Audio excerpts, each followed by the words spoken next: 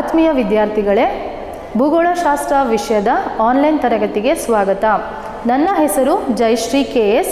ಚಾಮರಾಜನಗರ ಜಿಲ್ಲೆಯ ಕೊಳ್ಳೇಗಾಲ ತಾಲೂಕಿನ ಜಿ.ವಿ. ಗೌಡ ಸ್ಮಾರಕ ಪದವಿ ಪೂರ್ವ ಕಾಲೇಜಿನಲ್ಲಿ ಭೂಗೋಳಶಾಸ್ತ್ರ ಉಪನ್ಯಾಸಕಿಯಾಗಿ ಕಾರ್ಯನಿರ್ವಹಿಸುತ್ತಿದ್ದೇನೆ.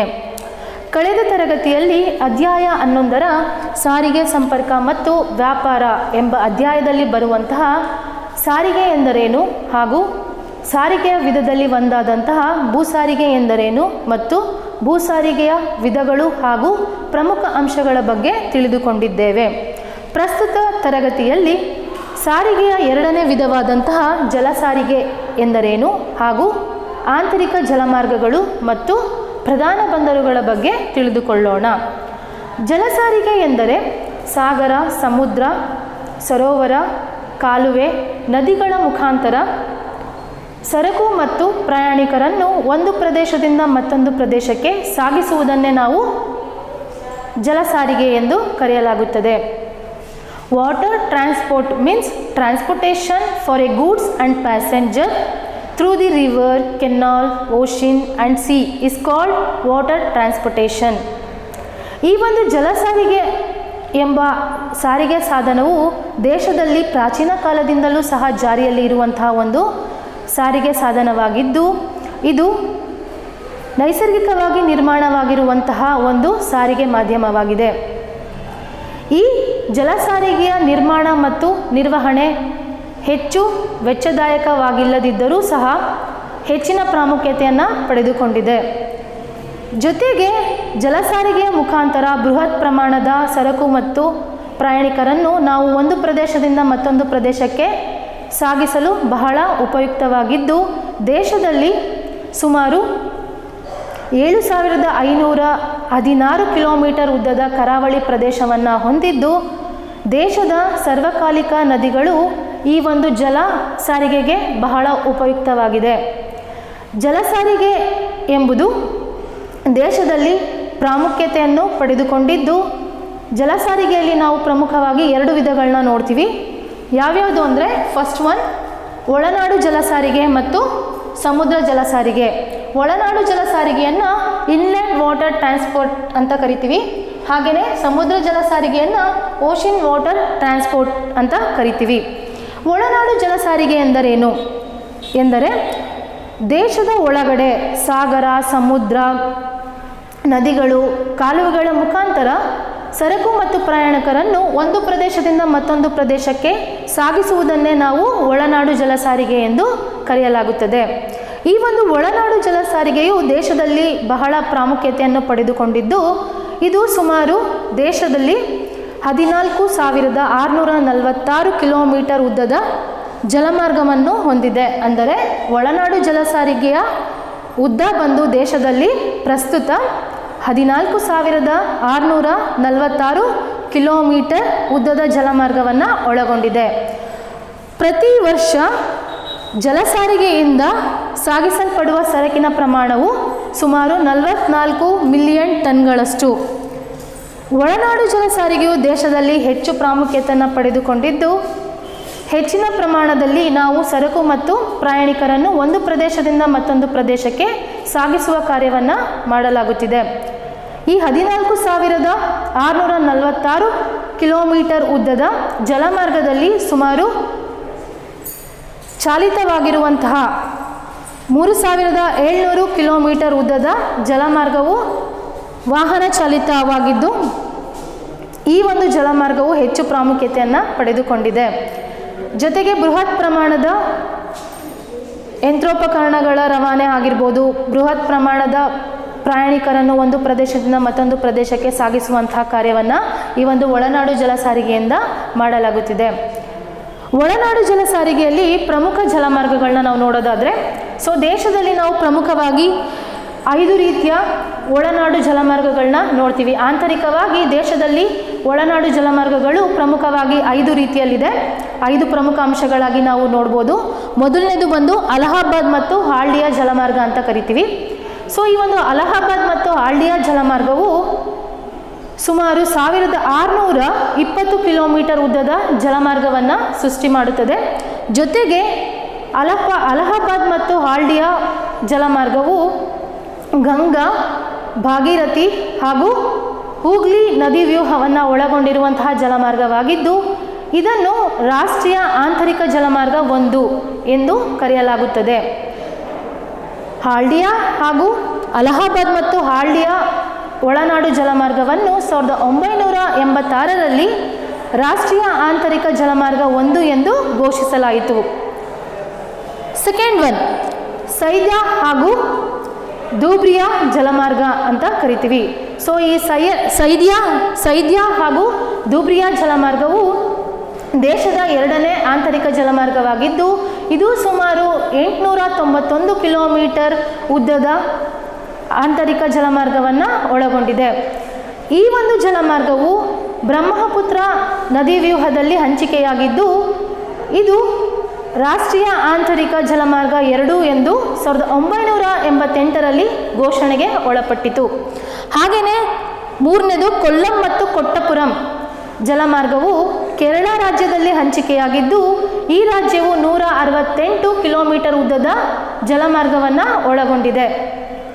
ನಂತರ ಬರುವಂಥದ್ದು ದೇಶದ ಹಲವು ನದಿಗಳಲ್ಲಿ ನಾವು ಹಲವು ಜಲಮಾರ್ಗಗಳನ್ನ ನೋಡ್ತೀವಿ. ಅದರಲ್ಲಿ ಫಾರ್ ಎಕ್ಸಾಂಪಲ್ ಮುಖ್ಯವಾಗಿ ಗೋದಾವರಿ ತಗೊಂಡ್ರೆ ಗೋದಾವರಿ ನದಿಯಲ್ಲಿ ನಾವು ಸುಮಾರು 300 ಕಿಲೋಮೀಟರ್ ಉದ್ದದ ಜಲಮಾರ್ಗವನ್ನು ನೋಡ್ಬೋದು. ಹಾಗೆಯೇ ಕೃಷ್ಣ ನದಿಯಲ್ಲಿ ತಗೊಂಡ್ರೆ ಕೃಷ್ಣ ನದಿಯಲ್ಲೂ ಸಹ 60 ಕಿಲೋಮೀಟರ್ ಉದ್ದದ ಜಲಮಾರ್ಗವನ್ನು ನಾವು ನೋಡ್ಬೋದು.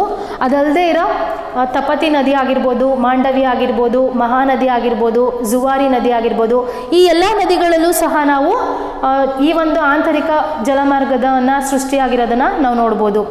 ಹಾಗೆಯೇ ನಂತರ ಹೇಳೋದಾದರೆ ಬರೀ ಸರೋವರಗಳು ಅಲ್ಲದೆ ಕಾಲುವೆಗಳ ಮುಖಾಂತರವೂ ಸಹ ಒಳನಾಡು ಜಲಮಾರ್ಗಗಳಿಂದ ನಾವು ಸರಕು ಮತ್ತು ಪ್ರಯಾಣಿಕರನ್ನು ಒಂದು ಕಡೆಯಿಂದ ಮತ್ತೊಂದು ಕಡೆಗೆ ರವಾನೆ ಮಾಡ್ತಿದ್ದೀವಿ.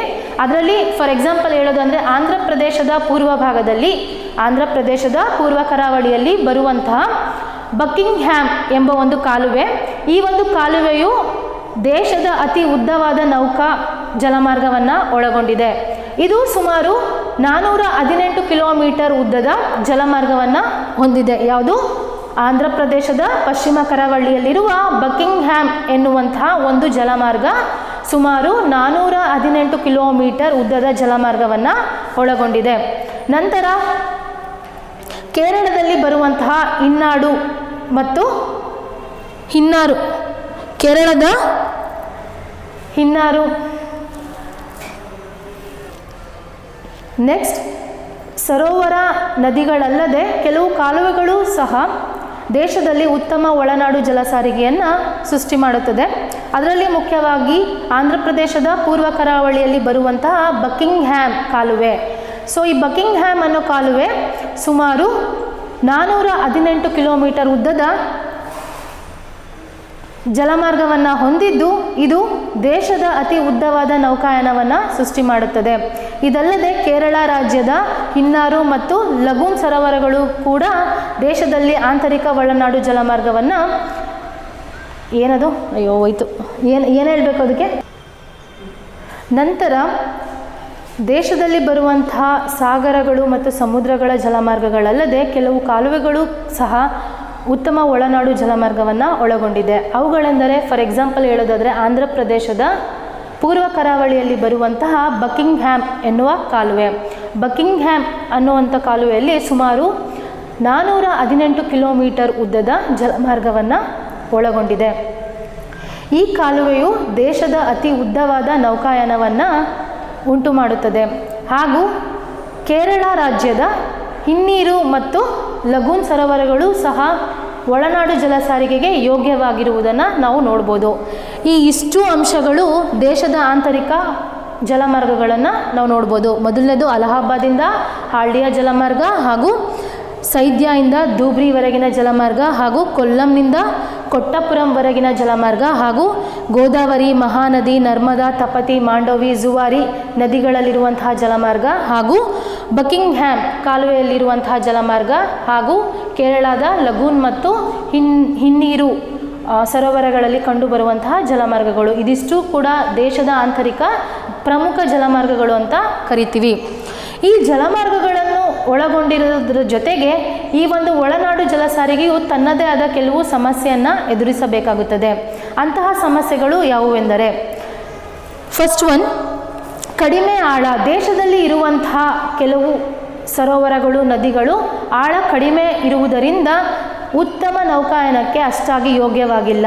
ಜೊತೆಗೆ ಮರಳು ಮಿಶ್ರಿತ ಮುಖಜ ಭೂಮಿಯಿಂದ ಕೂಡಿರುವುದರಿಂದ ನೀರಿನ ಮಟ್ಟ ಏನಾಗಿರುತ್ತೆ, ಕಡಿಮೆ ಇರುತ್ತೆ. ಇದು ಕೂಡ ಒಂದು ಬೃಹತ್ ಸಮಸ್ಯೆಯಾಗಿ ನಾವು ನೋಡ್ಬೋದು. ಅಂದರೆ ನೀರಿನ ಮಟ್ಟ ಕಡಿಮೆ ಇರೋದ್ರ ಜೊತೆಗೆ ಸರೋವರಗಳ ಆಳನೂ ಕೂಡ ಕಡಿಮೆ ಇರೋದ್ರಿಂದ ದೇಶದಲ್ಲಿ ಆಂತರಿಕ ನೌಕಾಯಾನವು ಕಷ್ಟ ಸಾಧ್ಯವಾಗೋದನ್ನು ನಾವು ನೋಡ್ಬೋದು. ಹಾಗೆಯೇ ಸೆಕೆಂಡ್ ಒನ್, ಋತುಕಾಲಿಕ ನದಿಗಳು ಅಂತ ಕರಿತೀವಿ. ದೇಶದಲ್ಲಿ ಉತ್ತರ ಭಾರತದ ನದಿಗಳು ಮತ್ತು ದಕ್ಷಿಣ ಭಾರತದ ನದಿಗಳು ಅಂತ ನಿಮಗೆಲ್ಲ ಗೊತ್ತಿದೆ. ಸೊ ಉತ್ತರ ಭಾರತದ ನದಿಗಳು ಸರ್ವಕಾಲಿಕ ನದಿಗಳಾಗಿದ್ದು, ದಕ್ಷಿಣ ಭಾರತದ ನದಿಗಳು ಋತುಕಾಲಿಕ ಮಳೆಯ ನೀರನ್ನು ಅವಲಂಬಿಸಿರುವುದರಿಂದ ನಾವೇನು ಮಾಡ್ತೀವಪ್ಪ ಅಂದರೆ ಬೇಸಿಗೆ ಕಾಲದಲ್ಲಿ ದಕ್ಷಿಣ ಭಾರತದ ನದಿಗಳೇನಾಗಿರುತ್ತೆ, ಬತ್ತಿ ಹೋಗುತ್ತದೆ. ಸೊ ಈ ಒಂದು ಕಾರಣದಿಂದ ದೇಶದಲ್ಲಿ ಎಲ್ಲ ಕಾಲದಲ್ಲೂ ಸಹ ನಾವು ಉತ್ತಮವಾದ ನೌಕಾಯಾನವನ್ನು ಮಾಡಲು ಸಾಧ್ಯವಾಗುತ್ತಿಲ್ಲ. ಇದು ಕೂಡ ಒಂದು ಬೃಹತ್ ಸಮಸ್ಯೆ ಅಂತ ಹೇಳ್ಬೋದು. ಹಾಗೆಯೇ ಥರ್ಡ್ ಒನ್, ನೌಕಾಯಾನಕ್ಕೆ ಸೂಕ್ತವಾಗಿಲ್ಲ. ಸೊ ಯಾಕೆ ನೌಕಾಯಾನಕ್ಕೆ ಸೂಕ್ತವಾಗಿಲ್ಲ ನಮ್ಮ ಭಾರತದ ನದಿಗಳು ಅಂದರೆ, ಕೆಲವು ನದಿಗಳು ಜಲಪಾತಗಳನ್ನು ಸೃಷ್ಟಿ ಮಾಡಿರುತ್ತದೆ, ಜೊತೆಗೆ ರಭಸವಾಗಿ ನೀರು ಹರಿಯುವುದರಿಂದ ಉತ್ತಮವಾದ ನೌಕಾಯಾನನ ನಾವು ಇಲ್ಲಿ ಮಾಡಲು ಸಾಧ್ಯವಾಗುತ್ತಿಲ್ಲ. ಇದು ಕೂಡ ಒಳನಾಡು ಜಲ ಸಾರಿಗೆಯಲ್ಲಿ ಕಂಡುಬರುವಂತಹ ಪ್ರಮುಖವಾದ ಸಮಸ್ಯೆ ಅಂತ ಹೇಳ್ಬೋದು. ಹಾಗೆಯೇ ಫೋರ್ತ್ ಒನ್, ನದಿ ದಂಡೆಯ ಸವೆತ ಮತ್ತು ಹೂಳು ಬೀಳುವುದು. ಕೆಲವು ನದಿಗಳ ರಭಸದಿಂದ ಏನಾಗುತ್ತೆ ಅಂದರೆ, ನದಿಯ ನಿಯರ್ ಇರುವಂತಹ ಬಂಡೆಕಲ್ಲುಗಳು ಸವೆತಕ್ಕೊಳಪಡುತ್ತೆ. ನಂತರ ಏನಾಗುತ್ತೆ, ಅದು ಅಷ್ಟು ಯೋಗ್ಯವಾದ ಒಂದು ನೌಕಾಯಾನವನ್ನು ಸೃಷ್ಟಿ ಮಾಡಲ್ಲ. ಈ ಒಂದು ಕಾರಣದಿಂದ ಇಂತಹ ನದಿ ವ್ಯೂಹದಲ್ಲಿ ನಾವು ಉತ್ತಮ ರೀತಿಯ ನೌಕಾಯಾನ ಮಾಡಲು ಸಾಧ್ಯವಾಗುತ್ತಿಲ್ಲ. ಇದು ಒಂದು ಬೃಹತ್ ಸಮಸ್ಯೆ ಆಗಿದೆ. ಹಾಗೂ ಕೆಲವು ನದಿಗಳಲ್ಲಿ ಆಗಿಂದಾಗೆ ಹೂಳು ತುಂಬುವುದರಿಂದ ಏನಾಗುತ್ತಪ್ಪ ಅಂದರೆ, ಉತ್ತಮ ರೀತಿಯ ನೌಕಾಯಾನವನ್ನು ನಾವು ಮಾಡಲು ಆಗುತ್ತಿಲ್ಲ. ಅಂದರೆ ಜಲ ಸಾರಿಗೆಗೆ ಯೋಗ್ಯವಾದಂತಹ ಒಂದು ಸಾರಿಗೆಯ ವ್ಯವಸ್ಥೆನ ನಾವು ನೋಡೋಕ್ಕಾಗಲ್ಲ. ಸೊ ಹಾಗಾಗಿ ಇದು ಕೂಡ ಒಂದು ಪ್ರಮುಖ ಸಮಸ್ಯೆ ಅಂತ ಹೇಳ್ಬೋದು. ಒಟ್ಟಾರೆಯಾಗಿ ಸಮಸ್ಯೆಗಳು ಅಂತ ಬಂದಾಗ ಕಡಿಮೆ ಆಳ ಮತ್ತು ನದಿ ಮುಖಜ ಭೂಮಿಗಳಾಗಿರ್ಬೋದು, ಹಾಗೂ ಋತುಕಾಲಿಕ ನದಿಗಳಾಗಿರ್ಬೋದು, ಹಾಗೂ ನೌಕಾಯಾನಕ್ಕೆ ಸೂಕ್ತವಲ್ಲದ ಕೆಲವು ನದಿ ವ್ಯವಸ್ಥೆ ಆಗಿರ್ಬೋದು, ಹಾಗೂ ನದಿ ಬಂಡೆಗಳ ಸವೆತ ಕಾರ್ಯ ಹಾಗೂ ಹೂಳು ತುಂಬುವುದರಿಂದ ನಾವು ಈ ಒಂದು ಸಮಸ್ಯೆನ ಎದುರಿಸಬೇಕಾಗುತ್ತದೆ. ನೆಕ್ಸ್ಟ್ ಬಂದರೆ ಸೆಕೆಂಡ್ ಪಾಯಿಂಟ್, ವಿಧಗಳಲ್ಲಿ, ಜಲ ಸಾರಿಗೆಯ ವಿಧಗಳಲ್ಲಿ ಎರಡನೆಯದಾಗಿ ನಾವು ಸಮುದ್ರ ಜಲ ಸಾರಿಗೆನ ನೋಡ್ಬೋದು. ಸಮುದ್ರ ಜಲ ಸಾರಿಗೆ ಅಂದರೆ ಸಮುದ್ರಗಳ ಮುಖಾಂತರ, ಅಂದರೆ ಹಡಗುಗಳನ್ನು ಬಳಸಿಕೊಂಡು ಸಮುದ್ರಗಳ ಮುಖಾಂತರ ಒಂದು ಕಡೆಯಿಂದ ಮತ್ತೊಂದು ಕಡೆಗೆ ಸರಕು ಹಾಗೂ ಪ್ರಯಾಣಿಕರನ್ನು ರವಾನೆ ಮಾಡುವಂತಹ ಒಂದು ಸಾರಿಗೆ ವಿಧಾನವನ್ನೇ ನಾವು ಸಮುದ್ರ ಜಲ ಸಾರಿಗೆ ಅಂತ ಕರಿತೀವಿ. ದೇಶವು ಉತ್ತಮವಾದ ಭೌಗೋಳಿಕ ಸ್ಥಿತಿಯನ್ನು ಒಳಗೊಂಡಿದ್ದು ಸುಮಾರು 85% ವಾಣಿಜ್ಯೋದ್ಯಮವು ಈ ಸಾಗರ ಜಲ ಸಾರಿಗೆಯ ಮುಖಾಂತರವೇ ನಡೆಯುತ್ತಿದೆ. ಹಾಗಾಗಿ ಜಲ ಸಾರಿಗೆಯಲ್ಲಿ, ಅದರಲ್ಲೂ ಸಮುದ್ರ ಜಲ ಸಾರಿಗೆಯಲ್ಲಿ ದೇಶವು 85% ಅಷ್ಟು ವಾಣಿಜ್ಯೋದ್ಯಮ ಒಂದು ಕಾರ್ಯವನ್ನು ನಾವು ಸಾಗರಗಳ ಮುಖಾಂತರನೇ, ಅಂದರೆ ರಫ್ತಾಗಿರ್ಬೋದು, ಆಮದಾಗಿರ್ಬೋದು, ವ್ಯಾಪಾರ ದೃಷ್ಟಿಯಿಂದ ಈ ಒಂದು ಸಮುದ್ರ ಜಲ ಸಾರಿಗೆಯು ಹೆಚ್ಚು ಪ್ರಾಮುಖ್ಯತೆಯನ್ನು ದೇಶದಲ್ಲಿ ಪಡ್ಕೊಂಡಿದೆ. ಜೊತೆಗೆ ಈ ಒಂದು ಸಮುದ್ರ ಸಾರಿಗೆಯಲ್ಲಿ ಹಡಗುಗಳ ಮುಖಾಂತರ ನಾವು ಸರಕು ಮತ್ತು ಪ್ರಯಾಣಿಕರನ್ನು ಒಂದು ಪ್ರದೇಶದಿಂದ ಮತ್ತೊಂದು ಪ್ರದೇಶಕ್ಕೆ ಸಾಗಿಸುವ ಕಾರ್ಯವನ್ನು ಮಾಡ್ತೀವಿ. ಅದನ್ನು ಮುಖ್ಯವಾಗಿ ಹಡಗುಗಳನ್ನ ನಾವು 3 ವಿಧದ ಹಡಗುಗಳಾಗಿ ವಿಭಾಗಿಸಿದ್ದೀವಿ. ಮೊದಲನೇದು ಲೈನರ್, ಎರಡನೇದು ಟ್ರ್ಯಾಂಕ್ ಮತ್ತು ಕಾರ್ಗೋಗಳು, ಹಾಗೂ ಮೂರನೇದು ಟ್ಯಾಂಕರ್ಗಳು. ಯಾಕೆ ಹೀಗೆ 3 ರೀತಿಯಾಗಿ ವಿಭಾಗಿಸಿದೀವಪ್ಪ ಅಂದರೆ, ಒಂದೊಂದು ವಿಧದ ಹಡಗುಗಳು ಸಹ ಒಂದೊಂದು ರೀತಿಯ ಸರಕುಗಳನ್ನ ರವಾನೆ ಮಾಡೋದಕ್ಕೆ ಸಹಾಯ ಮಾಡುತ್ತೆ. ಫಾರ್ ಎಕ್ಸಾಂಪಲ್, ಆಗಲೇ ಹೇಳಿದೆ ನಾನು ಲೈನರ್ಸ್ ಅಂತ ಹೇಳಿದೆ. ಲೈನರ್ಸ್ಗಳು ದೇಶದ ಒಳಗೆ ಸಮುದ್ರಗಳ ಮುಖಾಂತರ ಏನು ಮಾಡುತ್ತೆ, ಒಂದು ಪ್ರದೇಶದಿಂದ ಮತ್ತೊಂದು ಪ್ರದೇಶಕ್ಕೆ ಬರೀ ಪ್ರಯಾಣಿಕರನ್ನು ಮಾತ್ರ ರವಾನೆ ಮಾಡುತ್ತೆ. ಹಾಗೆಯೇ ಎರಡನೇದು ಟ್ರ್ಯಾಂಕ್ ಮತ್ತು ಕಾರ್ಗೋಗಳು. ಸೊ ಈ ಒಂದು ಟ್ರ್ಯಾಂಕ್ ಮತ್ತು ಕಾರ್ಗೋಗಳು ಸರಕುಗಳನ್ನು ಮಾತ್ರ ದೇಶದ ಸಮುದ್ರದೊಳಗೆ ಒಂದು ಪ್ರದೇಶದಿಂದ ಮತ್ತೊಂದು ಪ್ರದೇಶಕ್ಕೆ ರವಾನೆ ಮಾಡುವಂತಹ ಕಾರ್ಯವನ್ನು ಮಾಡುತ್ತೆ. ಹಾಗೆಯೇ ಲಾಸ್ಟ್ ಒನ್ ಟ್ಯಾಂಕರ್ಗಳು ಪೆಟ್ರೋಲಿಯಂ ಉತ್ಪನ್ನಗಳನ್ನು ಸಾಗರಗಳ ಮುಖಾಂತರ ಒಂದು ಪ್ರದೇಶದಿಂದ ಮತ್ತೊಂದು ಪ್ರದೇಶಕ್ಕೆ ಸಾಗಿಸುವಂತಹ ಕೆಲಸವನ್ನು ಮಾಡುತ್ತದೆ. ಇಷ್ಟೂ ಕೂಡ ಸಾಗರ ಜಲಮಾರ್ಗಗಳಲ್ಲಿ ಬರುವಂತಹ ಅಂಶಗಳು. ವಿದ್ಯಾರ್ಥಿಗಳೇ, ನಾವು ಜಲ ಸಾರಿಗೆ ಅಂದರೆ ಏನು, ಜಲ ಸಾರಿಗೆಯ ವಿಧಗಳು ಯಾವ್ಯಾವುದು ಹಾಗೂ ಜಲ ಸಾರಿಗೆಯಲ್ಲಿ ಭಾರತದಲ್ಲಿ ಕಂಡುಬರುವಂತಹ ಆಂತರಿಕ ಪ್ರಮುಖವಾದ ಜಲಮಾರ್ಗಗಳು ಯಾವ್ಯಾವುದು ಅಂತ ತಿಳ್ಕೊಂಡ್ವಿ. ನೆಕ್ಸ್ಟ್, ಮಾರ್ಗಗಳ ನಂತರ ಬರುವಂತಹ ಪ್ರಮುಖ ಅಂಶ ಅಂದರೆ ಪ್ರಧಾನ ಬಂದರುಗಳು. ದೇಶದಲ್ಲಿ ಹಲವು ಬಂದರುಗಳ ಹಂಚಿಕೆಯನ್ನು ನಾವು ನೋಡ್ಬೋದು. ದೇಶವು 7516 ಕಿಲೋಮೀಟರ್ ಉದ್ದದ ಕರಾವಳಿ ಪ್ರದೇಶವನ್ನು ಒಳಗೊಂಡಿದ್ದು, ಇದು ಅಷ್ಟಾಗಿ ಸ್ವಾಭಾವಿಕ ಬಂದರುಗಳ ನಿರ್ಮಾಣಕ್ಕೆ ಯೋಗ್ಯವಾಗಿಲ್ಲದಿದ್ದರೂ ಸಹ ದೇಶದಲ್ಲಿ ಪಶ್ಚಿಮ ಹಾಗೂ ಪೂರ್ವ ಕರಾವಳಿಯ ಉದ್ದಕ್ಕೂ ಸಹ ಹೆಚ್ಚಿನ ಬಂದರುಗಳ ನಿರ್ಮಾಣ ಆಗಿರೋದನ್ನು ನಾವು ನೋಡ್ಬೋದು. ಸೊ ಈ ಒಂದು ಬಂದರುಗಳನ್ನು ನಾವು ಪ್ರಮುಖವಾಗಿ 3 ವಿಧಗಳಾಗಿ ವಿಭಾಗಿಸಿದ್ದೀವಿ. ಮೊದಲನೇದು ಪ್ರಧಾನ ಬಂದರುಗಳು ಅಂದರೆ ಮೇಜರ್ ಪೋರ್ಟ್ ಅಂತ ಕರಿತೀವಿ. ಹಾಗೆ ಎರಡನೇದು ಮಧ್ಯಂತರ ಬಂದರುಗಳು ಅಂದರೆ ಇಂಟರ್ಮೀಡಿಯೇಟ್ ಪೋರ್ಟ್ ಅಂತ ಕರಿತೀವಿ. ಹಾಗೆ ಮೂರನೇದು ಚಿಕ್ಕ ಬಂದರುಗಳು ಅಂದರೆ ಮೈನರ್ ಪೋರ್ಟ್ ಅಂತ ಕರಿತೀವಿ. ಇಲ್ಲಿ ಹಂಚಿಕೆಯಾಗಿರುವ ಪ್ರಧಾನ ಬಂದರುಗಳ ಸಂಖ್ಯೆ 13, ನಂತರ ಮಧ್ಯಂತರ ಬಂದರುಗಳ ಸಂಖ್ಯೆ 21 ಹಾಗೂ ಚಿಕ್ಕ ಬಂದರುಗಳ ಸಂಖ್ಯೆ 166 ಒಳಗೊಂಡಿದೆ. ಸೊ ಪ್ರಧಾನ ಬಂದರುಗಳು ಅಂತ ಅಂದರೆ ದೇಶದಲ್ಲಿ ಹಂಚಿಕೆಯಾಗಿರುವ ಪ್ರಧಾನ ಬಂದರುಗಳಲ್ಲಿ ಮುಖ್ಯವಾಗಿ 13 ಪ್ರಧಾನ ಬಂದರುಗಳನ್ನ ನೋಡ್ತೀವಿ. ಮೊದಲನೇದು ಕಾಂಡ್ಲಾ ಬಂದರು, ಎರಡನೇದು ಮುಂಬೈ ಬಂದರು, ಮೂರನೇದು ನವಶೇವಾ ಅಥವಾ ಜವಾಹರ್ಲಾಲ್ ನೆಹರು ಬಂದರು, ನಾಲ್ಕನೇದು ಮರ್ಮಗೋವಾ ಬಂದರು, ಐದನೇದು ನವಮಂಗಳೂರು ಬಂದರು, ಆರನೇದು ಕೊಚ್ಚಿ ಬಂದರು, ಹಾಗೆಯೇ ಏಳನೇದು ತುತಕುಡಿ ಬಂದರು, ಎಂಟನೇದು ಚೆನ್ನೈ ಬಂದರು, ಒಂಬತ್ತನೇದು ಎನ್ನೋರ್ ಬಂದರು, ಹತ್ತನೇದು ವಿಶಾಖಪಟ್ಟಣ ಬಂದರು, 11ನೇದು ಪಾರಾದೀಪ್ ಬಂದರು, 12ನೇದು ಹಾಲ್ಡಿಯಾ ಬಂದರು, ಹಾಗೆ ಲಾಸ್ಟ್ 13ನೇದು ಕೋಲ್ಕತ್ತಾ ಬಂದರು. ಸೊ ಈ 13 ಬಂದರುಗಳು ಪ್ರಮುಖವಾಗಿ ದೇಶದಲ್ಲಿ ಹಂಚಿಕೆ ಆಗಿರುವಂತಹ ಬಂದರುಗಳು. ಅದರಲ್ಲಿ ಮೊದಲನೇದು ಕಾಂಡ್ಲಾ ಬಂದರು. ಕಾಂಡ್ಲಾ ಬಂದರು ಗುಜರಾತ್ ರಾಜ್ಯದಲ್ಲಿ ಹಂಚಿಕೆಯಾಗಿದ್ದು, ಇದು ಪಶ್ಚಿಮ ಕರಾವಳಿಯ ಗುಜರಾತ್ನ ಕಚ್ ಪ್ರದೇಶದಲ್ಲಿ ಹಂಚಿಕೆಯಾಗಿದೆ.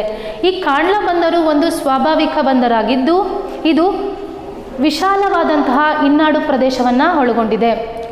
ಸೊ ಈ ಬಂದರಿನ ಮೂಲಕ ನಾವು ಹಲವು ಸರಕುಗಳನ್ನು ಆಮದು ಮತ್ತು ರಫ್ತು ಮಾಡುವ ಕಾರ್ಯವನ್ನು ನಾವು ಮಾಡ್ಕೊಬಂದಿದ್ದೀವಿ. ಈ ಒಂದು ಬಂದರು ಉತ್ತಮವಾದಂತಹ ರೈಲು ಮತ್ತು ರಸ್ತೆ ಸಾರಿಗೆಯ ಜಾಲವನ್ನು ಸಂಪರ್ಕವನ್ನು ಹೊಂದಿದ್ದು ವ್ಯವಸಾಯಕ್ಕೆ ಹಾಗೂ ಪಶುಸಂಗೋಪನೆಗೆ ಹೆಸರಾಗಿದೆ. ಈ ಒಂದು ಬಂದರಿನ ಮೂಲಕ ಆಮದಾಗುವಂತಹ ಕೆಲವು ವಸ್ತುಗಳು ಯಾವುವು ಎಂದರೆ ಕಚ್ಚಾ ತೈಲ, ಪೊಟ್ಯಾಷ್, ರಾಸಾಯನಿಕ ವಸ್ತುಗಳು, ಕೃತಕ ರಾಸಾಯನಿಕ ಗೊಬ್ಬರಗಳು ಹಾಗೂ ಯಂತ್ರೋಪಕರಣಗಳು ಮತ್ತು ಕೃತಕ ರಬ್ಬರ್. ಈ ಒಂದು ಸರಕುಗಳನ್ನು ಈ ಒಂದು ಕಾಂಡ್ಲಾ ಬಂದರಿನ ಮೂಲಕ ಆಮದು ಮಾಡಲಾಗುತ್ತಿದೆ. ಹಾಗೆಯೇ ರಫ್ತಾಗುತ್ತಿರುವ ವಸ್ತುಗಳೆಂದರೆ ಹತ್ತಿ ಬಟ್ಟೆ, ರೇಷ್ಮೆ ಬಟ್ಟೆ, ಪೆಟ್ರೋಲಿಯಂ ಉತ್ಪನ್ನಗಳು, ರಾಸಾಯನಿಕ ಉತ್ಪನ್ನಗಳು ಹಾಗೂ ಉಪ್ಪು, ಸಿಮೆಂಟ್ ಇತ್ಯಾದಿ ವಸ್ತುಗಳು ಈ ಒಂದು ಬಂದರಿನ ಮೂಲಕ ರಫ್ತು ಮಾಡುತ್ತಿದ್ದೇವೆ. ದೇಶದಲ್ಲಿ ಕಾಂಡ್ಲಾ ಬಂದರಿನ ಮೂಲಕ ಆಮದು ಮತ್ತು ರಫ್ತು ಮಾಡುತ್ತಿರುವ ಸರಕುಗಳು ಅಂದರೆ ಕೃತಕ ರಬ್ಬರ್ ಆಗಿರ್ಬೋದು, ಖಾದ್ಯ ತೈಲ ಆಗಿರ್ಬೋದು, ಪೊಟ್ಯಾಷ್ ಆಗಿರ್ಬೋದು, ಉಪ್ಪು ಆಗಿರ್ಬೋದು, ಸಿಮೆಂಟ್ ಆಗಿರ್ಬೋದು, ರೇಷ್ಮೆ ಬಟ್ಟೆ ಆಗಿರ್ಬೋದು, ಹತ್ತಿ ಬಟ್ಟೆ ಆಗಿರ್ಬೋದು, ಪೆಟ್ರೋಲಿಯಂ ಉತ್ಪನ್ನಗಳಾಗಿರ್ಬೋದು ಇತ್ಯಾದಿ ಸರಕುಗಳನ್ನ ನಾವು ಈ ಒಂದು ಬಂದರಿನ ಮೂಲಕ ಆಮದು ಮತ್ತು ರಫ್ತು ಮಾಡುವ ಕಾರ್ಯವನ್ನು ಮಾಡ್ತಿದ್ದೀವಿ. ಹಾಗೆಯೇ ಎರಡನೇದು ಮುಂಬೈ ಬಂದರು. ಸೊ ಮುಂಬೈ ಬಂದರು ದೇಶದಲ್ಲಿ ಇರುವಂತಹ ಬೃಹತ್ ಅಂದರೆ ವಿಸ್ತಾರವಾದಂತಹ ಬಂದರಾಗಿದ್ದು, ಇದು ರಾಷ್ಟ್ರದ ಹೆಬ್ಬಾಗಿಲು ಅಂದರೆ ಭಾರತ ದೇಶದ ಹೆಬ್ಬಾಗಿಲು ಅಂತ ಮುಂಬೈ ಬಂದರನ್ನ ನಾವು ಕರಿತೀವಿ. ಸೊ ಯಾಕೆ ಹಾಗೆ ಕರಿತೀವಪ್ಪ ಅಂದರೆ, ಸೊ ಈ ಒಂದು ಬಂದರಿನ ಮೂಲಕ ಆಗುತ್ತಿರುವಂತಹ ವಹಿವಾಟು, ವ್ಯಾಪಾರ ವಹಿವಾಟು ನಾವು ನೋಡಿದ್ರೆ ಇದನ್ನು ಭಾರತದ ಹೆಬ್ಬಾಗಿಲು ಅಂದರೆ ಹೆಚ್ಚಿನ ಪ್ರಮಾಣದಲ್ಲಿ ಈ ಒಂದು ಬಂದರಿನ ಮೂಲಕ ವಾಣಿಜ್ಯೋದ್ಯಮವು ಅಭಿವೃದ್ಧಿ ಆಗಿರುವುದರಿಂದ ನಾವು ಈ ಬಂದರನ್ನು ರಾಷ್ಟ್ರದ ಹೆಬ್ಬಾಗಿಲು ಅಂತ ಕರಿತೀವಿ. ಸೊ ಮುಂಬೈ ಮಹಾರಾಷ್ಟ್ರದ ರಾಜಧಾನಿಯಾಗಿದ್ದು, ಇದು ಸುಮಾರು 20 ಕಿಲೋಮೀಟರ್ ಉದ್ದವಾಗಿದ್ದು ಹಾಗೂ 6ರಿಂದ 10 ಕಿಲೋಮೀಟರ್ ಅಗಲವನ್ನು ಒಳಗೊಂಡಿದೆ. ಯಾವುದು? ಮುಂಬೈ ಬಂದರು. ಈ ಬಂದರು ದೇಶದಲ್ಲಿ ಅತಿ ಹೆಚ್ಚು ವಿಸ್ತಾರವಾಗಿರುವಂತಹ ಒಂದು ಸ್ವಾಭಾವಿಕ ಬಂದರಾಗಿದ್ದು, ಈ ಬಂದರಿನ ಮೂಲಕವೂ ಸಹ ಹೆಚ್ಚಿನ ವ್ಯಾಪಾರ ವಹಿವಾಟನ್ನು ನಾವು ನೋಡ್ಬೋದು. ಫಾರ್ ಎಕ್ಸಾಂಪಲ್ ಆಮದಾಗುವ ವಸ್ತುಗಳು ಮತ್ತು ರಫ್ತಾಗುವ ವಸ್ತುಗಳು ಅಂತ ನಾವು ತಗೊಂಡಾಗ, ಸೊ ಈ ಒಂದು ಬಂದರಿನ ಮೂಲಕ ಆಮದಾಗುವಂತಹ ವಸ್ತುಗಳು ಯಾವ್ಯಾವುದಪ್ಪ ಅಂದರೆ ರಾಸಾಯನಿಕ ವಸ್ತುಗಳು, ಆಹಾರ ಧಾನ್ಯ, ಎಣ್ಣೆಕಾಳುಗಳು ಇತ್ಯಾದಿ. ಹಾಗೆಯೇ ರಫ್ತಾಗುವ ವಸ್ತುಗಳು ಯಾವ್ಯಾವುದಪ್ಪ ಅಂದರೆ ಕೃತಕ ರಬ್ಬರ್, ಕಚ್ಚಾ ವಸ್ತುಗಳು, ಕೃತಕ ರಬ್ಬರ್, ಕಚ್ಚಾ ವಸ್ತುಗಳು. ಆಫ್ ಮಾಡಿ. ಮುಂಬೈ ಬಂದರಿನ ಮೂಲಕ ಆಮದಾಗುವಂತಹ ವಸ್ತುಗಳು ಯಾವ್ಯಾವುದಂದರೆ ಯಂತ್ರೋಪಕರಣಗಳು, ಕಚ್ಚಾ ತೈಲ, ಸಾರಿಗೆ ಉಪಕರಣಗಳು ಇತ್ಯಾದಿ. ಹಾಗೆಯೇ ರಫ್ತಾಗುವಂತಹ ವಸ್ತುಗಳು ಯಾವ್ಯಾವುದಪ್ಪ ಅಂದರೆ ಎಣ್ಣೆಕಾಳುಗಳು, ಸಿಮೆಂಟ್, ಕಬ್ಬಿಣ, ಮ್ಯಾಂಗನೀಸ್, ಹತ್ತಿ ಬಟ್ಟೆ. ಈ ಎಲ್ಲ ಸರಕುಗಳನ್ನು ಈ ಒಂದು ಮುಂಬೈ ಬಂದರಿನ ಮೂಲಕ ನಾವು ರಫ್ತು ಮಾಡಿಕೊಳ್ಳಲಾಗುತ್ತದೆ.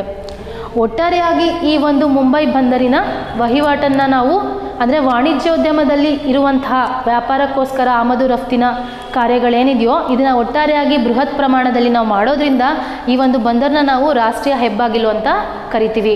ಈ ಒಂದು ಬಂದರು ಉತ್ತಮ ರೈಲು ಮತ್ತು ರಸ್ತೆ ಸಾರಿಗೆಯ ಸಂಪರ್ಕವನ್ನು ಹೊಂದಿದ್ದು ವ್ಯಾಪಾರ ದೃಷ್ಟಿಯಿಂದ ಹೆಚ್ಚು ಪ್ರಾಮುಖ್ಯತೆಯನ್ನು ನಮ್ಮ ದೇಶದಲ್ಲಿ ಪಡ್ಕೊಂಡಿದೆ. ನಂತರ ಬರುವಂಥದ್ದು ನವಶೇಷ ಬಂದರು. ಈ ನವಶೇಷ ಬಂದರನ್ನು ಜವಾಹರ್ಲಾಲ್ ನೆಹರು ಬಂದರು ಎಂತಲೂ ಸಹ ಕರೆಯಲಾಗುತ್ತದೆ. ನವಶೇಷ ಬಂದರನ್ನು ಜವಾಹರ್ಲಾಲ್ ನೆಹರು ಬಂದರು ಎಂತಲೂ ಸಹ ನಾವು ಕರೆಯಲಾಗುತ್ತದೆ. ಈ ಒಂದು ಬಂದರು ಮುಂಬೈನಿಂದ 10 ಕಿಲೋಮೀಟರ್ ದೂರದಲ್ಲಿ ಹಂಚಿಕೆಯಾಗಿದ್ದು ಇದು ಎಲಿಫೆಂಟಾ ಗುಹೆಯ ಭಾಗದಲ್ಲಿ ಹಂಚಿಕೆಯಾಗಿದೆ. ಈ ಬಂದರು ಉತ್ತಮ ರೀತಿಯ ಅಂದರೆ ಆಧುನಿಕವಾಗಿ ಹಾಗೂ ಸುಸಜ್ಜಿತವಾದಂತಹ ಒಂದು ವ್ಯವಸ್ಥೆಯನ್ನು ಒಳಗೊಂಡಿದೆ ನವಶೇಷ ಬಂದರು. ಇದು ಮುಂಬೈ ಬಂದರಿನ ಸಾರಿಗೆಯ ಒತ್ತಡವನ್ನು ನಿಯಂತ್ರಿಸುವ ದೃಷ್ಟಿಯಿಂದ ಈ ಒಂದು ಬಂದರಿನ ನಿರ್ಮಾಣವನ್ನು ಮಾಡಲಾಯಿತು. ಈ ಒಂದು ನವಶೇಷ ಬಂದರಿನ ಮೂಲಕ ನಾವು ಆಮದು ಮತ್ತು ರಫ್ತಿನ ಕಾರ್ಯವನ್ನು ಮಾಡ್ತೀವಿ. ಜೊತೆಗೆ ಇದು ಆಧುನಿಕವಾದಂತಹ ಬಂದರಿನ ಜೊತೆಗೆ ಇದು ಕೃತಕವಾದಂತಹ ಒಂದು ಬಂದರು. ಆಗಲೇ ನಾವು ಹೇಳಿದೆ ಕಾಂಡ್ಲಾ ಮತ್ತು ಮುಂಬೈ ಬಂದರು ಸ್ವಾಭಾವಿಕವಾಗಿ ನಿರ್ಮಾಣ ಆಗಿರುವಂತಹ ಬಂದರು. ಬಟ್ ದೇಶದಲ್ಲಿ ಕೃತಕವಾಗಿ ನಿರ್ಮಾಣವಾಗಿರುವಂತಹ ಬಂದರು ಅಂದರೆ ನವಶೇಷ ಬಂದರು ಅಥವಾ ಜವಾಹರ್ಲಾಲ್ ನೆಹರು ಬಂದರು ಅಂತ ಕರಿತೀವಿ. ಈ ಬಂದರು ಮುಂಬೈನಿಂದ 10 ಕಿಲೋಮೀಟರ್ ದೂರದಲ್ಲಿ ಹಂಚಿಕೆಯಾಗಿದ್ದು ಇದು ಹೆಚ್ಚಿನ ಆಮದು ಮತ್ತು ರಫ್ತಿನ ಕಾರ್ಯವನ್ನು ಮುಂಬೈ ಬಂದರಿನ ಸಂಪರ್ಕದೊಂದಿಗೆ ನಡೆಸುತ್ತದೆ. ಹಾಗೂ ಈ ಒಂದು ಬಂದರು ಸುಸಜ್ಜಿತವಾಗಿದ್ದು ಉತ್ತಮ ರೈಲು ಮತ್ತು ರಸ್ತೆ ಸಾರಿಗೆ ಜಾಲವನ್ನು ಒಳಗೊಂಡಿದ್ದು ದೇಶದಲ್ಲಿ ಹೆಚ್ಚಿನ ಪ್ರಮಾಣದ ಆಮದು ರಫ್ತು ಕಾರ್ಯವನ್ನು ಮಾಡಲಾಗುತ್ತಿದೆ. ನಂತರ ಬರುವಂತಹ ಒಂದು ಬಂದರು ಅಂದರೆ ಮರ್ಮಗೋವಾ ಬಂದರು. ಇದು ದೇಶದ 4ನೆಯ ಅತಿ ಮುಖ್ಯವಾದ ಬಂದರಾಗಿದ್ದು ಈ ಬಂದರು ಗೋವಾ ರಾಜ್ಯದಲ್ಲಿ ಹಂಚಿಕೆಯಾಗಿದ್ದು ಗೋವಾದ ಜುವಾರಿ ನದಿಯ ಅಳಿವೆಯಲ್ಲಿ ಈ ಬಂದರು ಹಂಚಿಕೆಯಾಗಿದೆ. ಸೊ ಈ ಒಂದು ಬಂದರಿನ ಮೂಲಕನೂ ಸಹ ನಾವು ಹಲವು ವಸ್ತು ಅಂದರೆ ಸರಕುಗಳನ್ನ ಆಮದು ರಫ್ತು ಮಾಡುತ್ತೇವೆ. ಈ ಒಂದು ಬಂದರು ಕರ್ನಾಟಕ ಮತ್ತು ಕೇರಳ ರಾಜ್ಯದ ವ್ಯಾಪಾರ ದೃಷ್ಟಿಯಿಂದ ಉತ್ತಮ ಸ್ಥಾನದಲ್ಲಿದ್ದು ಈ ಬಂದರಿನ ಮೂಲಕ ನಾವು ಆಮದು ಮಾಡಿಕೊಳ್ಳುವ ಮತ್ತು ರಫ್ತು ಮಾಡಿಕೊಳ್ಳುವ ಕೆಲವು ವಸ್ತುಗಳು ಅಥವಾ ಸರಕುಗಳು ಯಾವುದೆಂದರೆ ಆಹಾರ ಧಾನ್ಯಗಳು, ಪೆಟ್ರೋಲಿಯಂ ಉತ್ಪನ್ನಗಳು, ರಾಸಾಯನಿಕ ಗೊಬ್ಬರಗಳು, ರಾಸಾಯನಿಕಗಳು ಹಾಗೂ ತೆಂಗು ಹಾಗೂ ಇತರೆ ವಸ್ತುಗಳನ್ನು ನಾವು ಈ ಒಂದು ಮರ್ಮಗೋವಾ ಬಂದರಿನ ಮೂಲಕ ಆಮದು ಮತ್ತು ರಫ್ತು ಕಾರ್ಯವನ್ನು ಮಾಡ್ತಿದ್ದೀವಿ. ಹಾಗೆಯೇ Navamangaluru next 5th one Navamangaluru ಬಂದರು. ಈ ನವಮಂಗಳೂರು ಬಂದರು ಹಳೆಯ ಮಂಗಳೂರು ಬಂದರಿನಿಂದ 9 ಕಿಲೋಮೀಟರ್ ದೂರದಲ್ಲಿ ಹಂಚಿಕೆಯಾಗಿದ್ದು ಇದೂ ಸಹ ಒಂದು ಸ್ವಾಭಾವಿಕ ಬಂದರಾಗಿದೆ.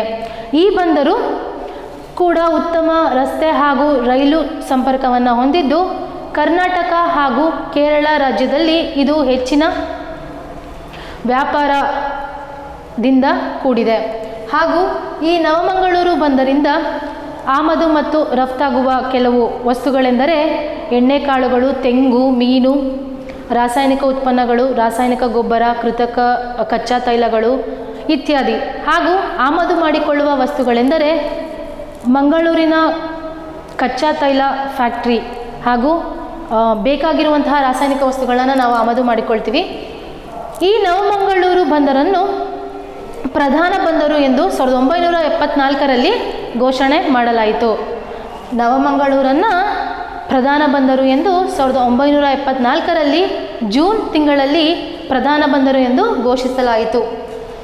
ನಂತರ ಬರುವಂತಹ ಮತ್ತೊಂದು ಪ್ರಮುಖ ಬಂದರು ಎಂದರೆ ಕೊಚ್ಚಿ ಬಂದರು. ಸೊ ಈ ಒಂದು ಕೊಚ್ಚಿ ಬಂದರು ತಮಿಳುನಾಡಿನಲ್ಲಿ ಹಂಚಿಕೆಯಾಗಿದ್ದು ಇದು ಕೂಡ ಒಂದು ಕೃತಕವಾದಂತಹ ಒಂದು ಬಂದರಾಗಿದೆ. ದೇಶದಲ್ಲಿ ಹಂಚಿಕೆಯಾಗಿರುವ ಎರಡನೆಯ ಕೃತಕ ಬಂದರು ಎಂದರೆ ಕೊಚ್ಚಿ ಬಂದರು. ಈ ಬಂದರಿನ ಮೂಲಕವೂ ಸಹ ದೇಶವು ಅಪಾರ ಪ್ರಮಾಣದ ವ್ಯಾಪಾರ ವಹಿವಾಟಿನ ಕಾರ್ಯವನ್ನು ನಿರ್ವಹಿಸುತ್ತಿದ್ದು ಇದು ಕೂಡ ರಸ್ತೆ ಹಾಗೂ ಉತ್ತಮ ರೈಲು ಸಾರಿಗೆಯ ಸಂಪರ್ಕವನ್ನು ಹೊಂದಿದ್ದು ಆಮದು ಮತ್ತು ರಫ್ತಿನ ಕಾರ್ಯದಲ್ಲಿ ಪ್ರಮುಖವಾದ ಪಾತ್ರವನ್ನು ದೇಶದಲ್ಲಿ ಈ ಬಂದರು ವಹಿಸುತ್ತಿದೆ. ನಂತರ ಬರುವಂತಹ ಒಂದು ಬಂದರು ಎಂದರೆ ತುತ್ತಕುಡಿ ಬಂದರು.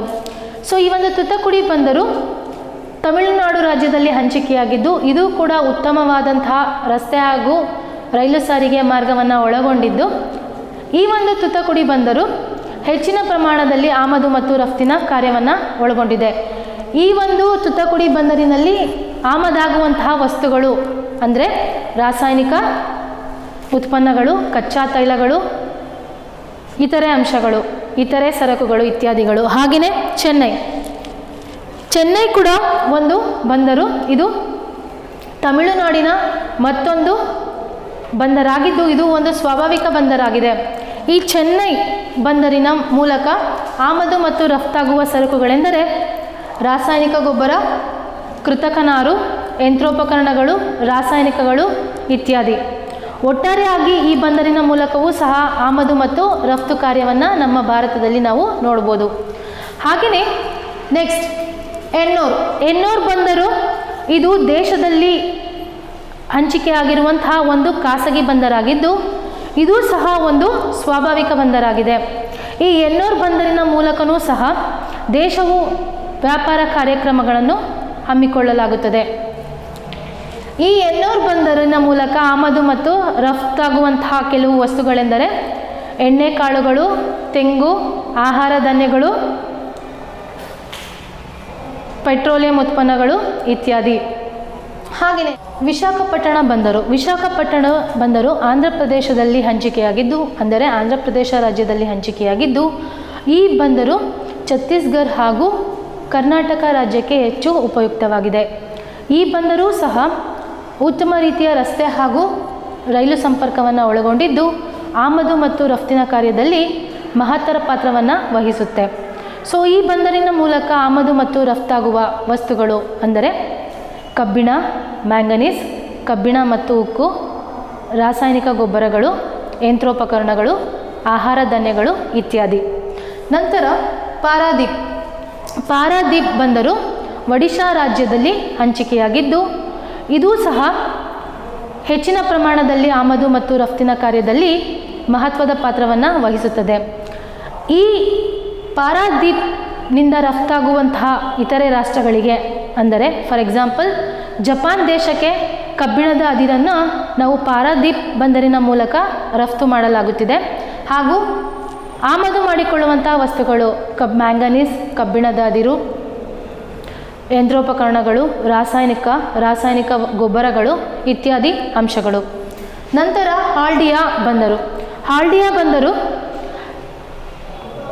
ಹೂಗ್ಲಿ ಮತ್ತು ಹಾಲ್ಡಿ ನದಿಯ ಸಮೀಪದಲ್ಲಿ ಅಂದರೆ ಈ ಎರಡು ನದಿಗಳ ಸಂಗಮದ ಜೊತೆಗೆ ಕೋಲ್ಕತ್ತಾದಿಂದ 105 ಕಿಲೋಮೀಟರ್ ದೂರದಲ್ಲಿ ಹಂಚಿಕೆಯಾಗಿದ್ದು ಇದೂ ಸಹ ದೇಶದ ವಾಣಿಜ್ಯ ದೃಷ್ಟಿಯಿಂದ ಹೆಚ್ಚಿನ ಮಹತ್ವವನ್ನು ಪಡ್ಕೊಂಡಿದೆ. ಈ ಹಾಲ್ಡಿಯಾ ಬಂದರಿನ ಮೂಲಕ ಆಮದು ಮತ್ತು ರಫ್ತಾಗುವ ಕೆಲವು ವಸ್ತುಗಳೆಂದರೆ ರಾಸಾಯನಿಕ ಗೊಬ್ಬರಗಳು, ಯಂತ್ರೋಪಕರಣಗಳು, ಪೆಟ್ರೋಲಿಯಂ ಉತ್ಪನ್ನಗಳು ಇತ್ಯಾದಿ. ನಂತರ ಬರುವಂತಹ ಕೊನೆಯದಾದಂತಹ ಬಂದರು ಎಂದರೆ ಕೋಲ್ಕತ್ತಾ ಬಂದರು ದೇಶದಲ್ಲಿರುವಂತಹ 13ನೇ ಬಂದರಾಗಿದ್ದು ಇದು ಮುಂಬೈನ ನಂತರ 2ನೇ ವಿಸ್ತಾರವಾದಂತಹ ಒಂದು ಬಂದರಾಗಿದೆ. ಈ ಬಂದರು ಪಶ್ಚಿಮ ಬಂಗಾಳ ರಾಜ್ಯದಲ್ಲಿ ಹಂಚಿಕೆಯಾಗಿದ್ದು ಇದು ಬಂಗಾಳ ಕೊಲ್ಲಿಯಿಂದ ಸುಮಾರು 148 ಕಿಲೋಮೀಟರ್ ದೂರದಲ್ಲಿ ಹಂಚಿಕೆಯಾಗಿದೆ. ಈ ಬಂದರು ಸಹ ದೇಶದಲ್ಲಿ ಅತಿ ಹೆಚ್ಚಿನ ವ್ಯಾಪಾರ ವಹಿವಾಟಿನ ಪ್ರಾಮುಖ್ಯತೆಯನ್ನು ಪಡೆದುಕೊಂಡಿದ್ದು ಈ ಬಂದರಿನ ಮೂಲಕ ರಫ್ತಾಗುವಂತಹ ವಸ್ತುಗಳು ಯಾವುವು ಎಂದರೆ ಉದಾಹರಣೆಗೆ ಚಹಾ, ಕಲ್ಲಿದ್ದಲು, ಸಕ್ಕರೆ, ಚರ್ಮ, ಗೋಣಿಚೀಲ ಇತ್ಯಾದಿ. ಹಾಗೆ ಆಮದಾಗುವಂತಹ ವಸ್ತುಗಳು ಲೋಹಗಳು, ಖಾದ್ಯ ತೈಲಗಳು, ಲೋಹದ ಪಟ್ಟು, ರೈಲ್ವೆ ಯಂತ್ರೋಪಕರಣಗಳು, ರಾಸಾಯನಿಕಗಳು ಇತ್ಯಾದಿ ಈ ಬಂದರಿನ ಮೂಲಕ ಆಮದು ಮತ್ತು ರಫ್ತಾಗುವ ಸರಕುಗಳು. ಒಟ್ಟಾರೆಯಾಗಿ ನಮ್ಮ ದೇಶದಲ್ಲಿ ಪ್ರಧಾನ ಬಂದರುಗಳು ಅಂತ ಬಂದಾಗ 13 ಬಂದರುಗಳು ಬರುತ್ತೆ. ಈ 13 ಬಂದರುಗಳಿಂದ ದೇಶದ ವಾಣಿಜ್ಯಾಭಿವೃದ್ಧಿಯನ್ನು ನಾವು ನೋಡ್ಬೋದು. ವಾಣಿಜ್ಯೋದ್ಯಮದ ನಿರ್ವಹಣೆಯನ್ನು ಕೂಡ ಸುಗಮವಾಗಿ ಆಗೋದನ್ನು ನೋಡ್ಬೋದು. ಇದುವರೆಗೂ ಜಲ ಸಾರಿಗೆ ಎಂದರೇನು ಹಾಗೂ ಅದರ ವಿಧಗಳು ಮತ್ತು ದೇಶದ ಆಂತರಿಕ ಜಲಮಾರ್ಗಗಳು ಹಾಗೂ ಪ್ರಧಾನ ಬಂದರುಗಳ ಬಗ್ಗೆ ತಿಳ್ಕೊಂಡಿದ್ದೀವಿ. ಈ ಒಂದು ವಿಷಯಕ್ಕೆ ಸಂಬಂಧಪಟ್ಟ ಹಾಗೆ ಕೇಳುವಂತಹ ಕೆಲವು ಸಂಭವನೀಯ ಪ್ರಶ್ನೆಗಳು ಹೀಗಿವೆ. ಫಸ್ಟ್ ಕ್ವಶನ್, ಜಲ ಸಾರಿಗೆ ಎಂದರೇನು? ಜಲ ಸಾರಿಗೆ ಎಂದರೇನು? What is the meaning of water transportation? What is the meaning of water transportation? Second question, ಜಲ ಸಾರಿಗೆಯ ವಿಧಗಳನ್ನು ಹೆಸರಿಸಿ. ಸೆಕೆಂಡ್ ಕ್ವಶನ್, ಜಲ ಸಾರಿಗೆಯ ವಿಧಗಳನ್ನು ಹೆಸರಿಸಿ. State the types of water transportation. State the types of water transportation. Next third question, ಬಂದರು ಎಂದರೇನು? ಥರ್ಡ್ ಕ್ವಶನ್, ಬಂದರು ಎಂದರೇನು? Define port. Define port. Fourth question, Kolkata ಬಂದರು ಯಾವ ನದಿಯ ದಡದಲ್ಲಿದೆ? ಕೋಲ್ಕತ್ತಾ ಬಂದರು ಯಾವ ನದಿಯ ದಡದಲ್ಲಿದೆ? On which river bank Kolkata port is located? On which river bank Kolkata port is located? Last question, ಭಾರತದ ಪಶ್ಚಿಮ ಕರಾವಳಿಯ ಯಾವುದಾದರೂ 2 ಬಂದರುಗಳನ್ನು ವಿವರಿಸಿ. ಲಾಸ್ಟ್ ಕ್ವಶನ್, ಭಾರತದ ಪಶ್ಚಿಮ ಕರಾವಳಿಯ ಯಾವುದಾದರೂ 2 ಬಂದರುಗಳನ್ನು ವಿವರಿಸಿ. Explain any 2 major ports of west coast of India. Explain any 2 major ports of west coast of India. ಈ 5 ಪ್ರಶ್ನೆಗಳಿಗೂ ಸಹ ಈ ಒಂದು ಯೂಟ್ಯೂಬ್ ಆನ್ಲೈನ್ ವಿಡಿಯೋನ ನೋಡಿ ನೀವು ಕಂಪಲ್ಸರಿ ಆನ್ಸರ್ ಬರೆದು ನಿಮ್ಮ ಭೂಗೋಳಶಾಸ್ತ್ರದ ಉಪನ್ಯಾಸಕರಿಗೆ ಸಲ್ಲಿಸಬೇಕು.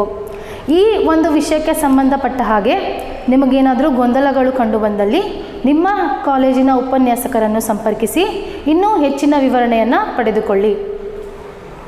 Thank you.